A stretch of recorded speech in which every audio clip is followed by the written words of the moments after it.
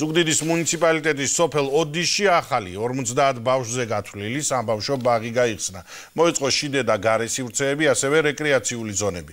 პროექტის ღირებულებამ $1 მილიონ მეტი შეადგინა. სოფელ ოდიშში ავაშენეთ საერთაშორისო სტანდარტების დაცვით ძალიან მაგარი საბავშვო ბაღი. ძალიან გავახარეთ ამ სოფლის მოსახლეობა, ბავშვები ყველანი და ეს ბაღი არის ზუგდიდში ერთ-ერთი გამორჩეული ბაღი, ვინაიდან თავისი მასშტაბით, თავისი აღჭურვით, თავისი ხარისხით ყველანაირად გამორჩეული საბავშვო ბაღია. ბოლო ერთი წლის განმავლობაში ზუგდიდში მესამე საბავშვო ბაღი გავხსენით.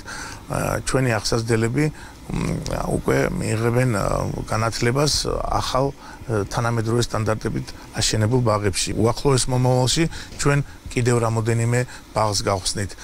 ჩვენი და ეს პროცესი აქტიურად გაგრძელდება. იყო ერთჯგუფიანი ბაღი, გახდა ორჯგუფიანი ბაღი. მადლობა მინდა ამისთვის გადაუხადო